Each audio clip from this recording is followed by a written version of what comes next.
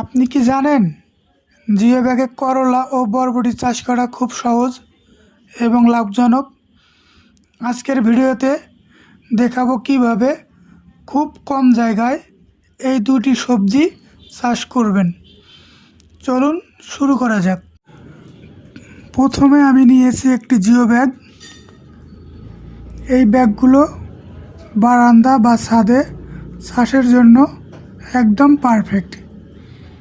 ব্যাগের মধ্যে মাটি, পচা গোবর, সার, নারিকেলের ছোবা এবং সামান্য জৈব সার মিশিয়ে একটা উর্বর মাটি মিশ্রণ তৈরি করতে হবে। মাটিটি হালকা ও ঝুরঝুরে হলে গাছের শিকড় ভালোভাবে বেড়ে উঠবে। এখন করলা বীজগুলো জিও ব্যাগে বসানো। বীজ দেওয়ার আগে 8 থেকে 10 ঘন্টা পানিতে ভিজিয়ে রাখতে হবে। বীজ দ্রুত অঙ্কুরিত হবে। প্রতি ব্যাগে 2 থেকে 3টি বীজ দেওয়া ভালো।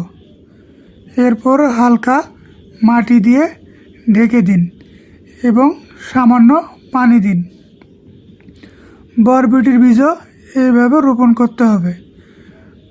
বরবটির লতা একটু বেশি জায়গা নেয়, তাই আলাদা ব্যাগ ব্যবহার করলে ভালো। রোপণের পর পানি দিতে হবে হালকা করে, কিন্তু খেয়াল রাখবেন যেন ব্যাগের পানি জমে না থাকে। প্রতিদিন সামান্য পানি দিন।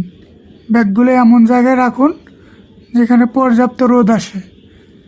প্রতি 15 দিনে একবার করে জৈব তরল সার দিলে গাছ ভালোভাবে বেড়ে উঠবে। যদি পাতায় পোকা দেখা যায় তবে নিম তেল ও জৈব সার কীটনাশক ব্যবহার করুন। করলা গাছে 20 থেকে 25 দিনের মধ্যে লতা আসবে। তখন গাছের একটা দড়ি দিয়ে লতা ওঠা ব্যবস্থা করতে